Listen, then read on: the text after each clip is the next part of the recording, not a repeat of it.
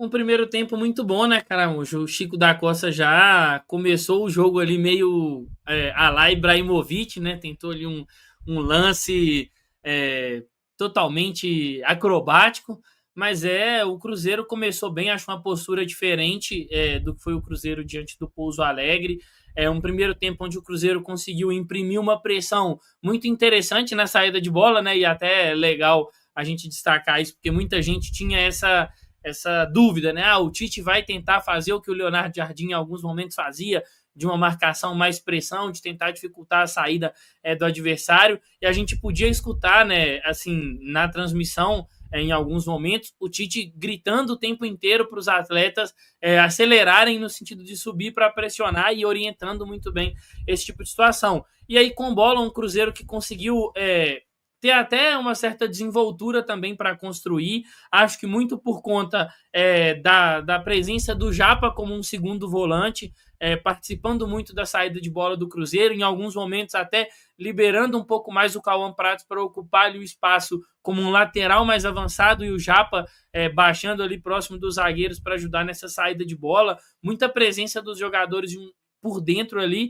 mas um Cruzeiro que conseguiu ter um volume ofensivo interessante e aí conseguiu abrir o placar, fazer 2-0. Um outro ponto que eu achei assim, que a gente já pôde notar, né, de diferenças entre Tite e Leonardo Jardim, foi em alguns momentos uma construção mais pausada, né? O Cruzeiro circulando muito mais a bola, tentando gerar ali um erro de balanço do adversário para depois conseguir avançar dentro do campo adversário. E uma jogada legal, Caramujo, Caio, para a gente entender também um pouco do que é o Tite, e às vezes ele tem um certo híbrido dentro do seu jogo, é aquele lance do Otávio, né? O Cruzeiro está trabalhando a bola, ele leva essa bola para o Otávio, meio que atrai a equipe do Tombense, e aí o Otávio já quebra essa bola no ataque, e é o Cauã Moraes quem está atacando ali nas costas da defesa, e por pouco ele não ali seria o 2-0, né? Antes até do lance do Japa, o jogo estava 1-0.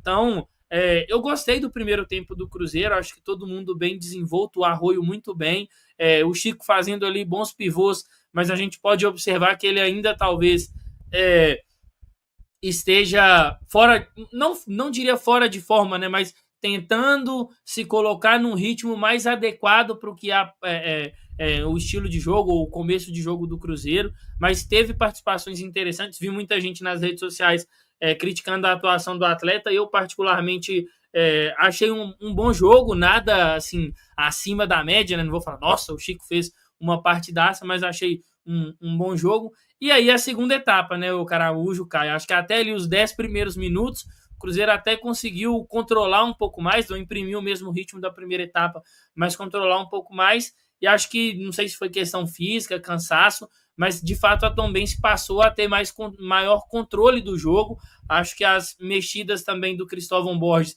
ajudaram a equipe do Tombense a se encontrar melhor dentro do que era o confronto.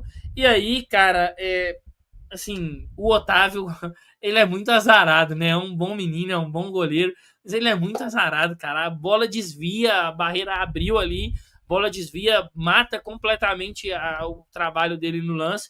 O Cruzeiro toma um gol, a Tombense até esboça ali uma pressão, mas nos minutos finais o Cruzeiro volta a acelerar o jogo, volta a imprimir uma certa pressão, e por pouco o Cruzeiro não faz ali o terceiro gol, né? Teve um passe primeiro do Vitinho para o Ryan Leles, e acho que ele tomou a decisão errada, ele poderia ter batido de uma outra forma. Depois tem o passe ali do Murilo Hickman para o Fernando, que acaba não finalizando tão bem. Mas dentro do que poderia ser o jogo, Caramujo, Caio, acho que foi um confronto legal, deu para a gente observar um Cruzeiro um pouco mais solto com relação ao primeiro confronto contra o Pouso Alegre, e agora, como eu falei no Twitter, né, primeira vitória conquistada, e agora no sábado já é provavelmente com os titulares, mas eu gostei de algumas impressões deixadas nesse confronto. E dá para se dizer que com essa vitória o time alternativo entregou o Campeonato Mineiro em boas mãos para os principais jogadores, né, na liderança do Grupo C, e aí depois de uma vitória, dá para se dizer até que de uma boa atuação, especialmente na primeira etapa, como destacou o Pedro. A forma como o Cruzeiro se impôs me chamou muita atenção, e aí alguns mecanismos também ficaram bem claros, até mesmo de coisas que o Tite tanto gosta, né? Por várias vezes a gente viu o Cruzeiro saindo em 3 com um dos laterais ao lado dos zagueiros, mas o Japa ajudando por vezes por ali também, tornando essa saída de bola muito fluida, né? E os zagueiros do Cruzeiro avançavam muito para construir, principalmente o Jonathan Jesus. Se destacou nesse sentido no primeiro tempo, né? Teve um momento que o Jonathan apareceu ali próximo à meia-lua. Achei que os laterais participaram melhor da partida do que em relação ao jogo contra o Pouso Alegre, principalmente o Cauã Moraes. A entrada do Arroio por ali, pelo lado direito, influenciou muito. Eu até esperava, antes da escalação sair, o Arroio pelo lado esquerdo, né, que foi onde ele se deu melhor pelo time principal em 2025. Mas aí, já que o Tite optou por uma sequência ao Kenji, já era de se imaginar o Arroio pela direita, e ele foi bem, enquanto fisicamente ele estava aprumado, digamos assim, na partida, ele conseguiu ser importante até para o Cauã Moraes sair mais para o jogo, né? E o Cauã consegue pelo menos participar de 3 boas situações de gol. Tem a que o Pedro citou, né? Do Chico da Costa, logo nos primeiros segundos, que o Cauã dá um bom cruzamento, tem a chance perdida por ele, e aí tem o passe, né, que ele direciona ao Japa no segundo gol. Então foi um cara que eu gostei bastante de ver no primeiro tempo, mas claro, o grande destaque fica por conta do Japa, né, uma partidaça dele, onipresente em tudo quanto é canto, e me parece que centralizado como segundo volante, o Japa acaba se dando melhor, né? É um cara que atua bem como meia pela direita, como meia pela esquerda, mas como volante é realmente especial. E ontem fez uma partidaça, já dando uma ótima assistência para o Kenji logo nos primeiros minutos. E aí até me chamou a atenção, Emerson, que na zona mista o Kenji fala que contra o Pouso Alegre teve uma bola que ele deixou de finalizar e ele ficou chateado. E aí contra o Tombense, na primeira chance que veio, ele já fez diferente. Tá aí a importância de um atleta jovem ter sequência, né? Aquilo que o Tite tinha falado. Às vezes o cara no jogo seguinte já consegue mostrar que aprendeu com o erro e o Kenji consegue ali uma finalização difícil para abrir o placar. Depois de alguns minutos vem o Cruzeiro ampliando com o Japa. Muito bacana ver os dois fazendo o primeiro gol pelo profissional. E assim, o primeiro tempo do Cruzeiro foi digno até de um 3, de um 4-0, porque foi dominante, né? Conseguiu ter muito a bola, conseguiu criar das mais diversas maneiras. A marcação-pressão me chamou a atenção. A gente via ali o Rian Guilherme, por exemplo, em alguns momentos saltando e conseguiram ganhar duelo próximo à área. Foi assim uma chance que o Chico acabou perdendo na reta final.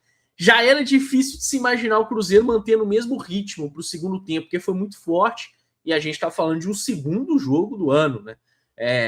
Eu concordo com o Pedro, acho que nos primeiros minutos o Cruzeiro estava até controlando bem o jogo, mesmo que não criasse tanto, teve aquela bola na trave do Cauã Moraes, mas aí depois do gol do Pedro Oliveira, aí realmente é o momento que o Cruzeiro flerta com pelo menos um empate, né? Porque o Tombense cresce no jogo, começa a ter algumas chegadas importantes, principalmente pelo lado direito, né? Tava tendo um bom volume por ali. Achei que o Kenji deu uma desgastada e não estava conseguindo recompor como no primeiro tempo. Aí o Cauã Prates estava mais sobrecarregado, tanto que o Tite mexe por ali. As substituições demoram a engatar, mas naquela reta final, o Cruzeiro que é mais perigoso, né? Nos últimos minutos. E aí, Ryan Leles, principalmente, né? Mas o próprio Fernando poderiam ter caprichado mais. Esses dois jogadores tiveram ótimas oportunidades, claríssimas, e poderiam ter feito melhor. Mas, no fim das contas, uma vitória merecida do Cruzeiro, principalmente pelo que aconteceu no primeiro tempo, e com bons destaques individuais. Cauã Moraes, Jonathan Jesus, Cauã Prates, Rian Japa, gostei do funcionamento dessa dupla de volantes, o Arroio fez um bom jogo, o próprio Kenji, acho que o Chico da Costa teve uma estreia digna, bons minutos aí do Vitinho na reta final, então é legal ver que coletivamente o time funcionou melhor, mas que dá para a gente ponderar muito mais destaques do que em relação ao jogo de estreia.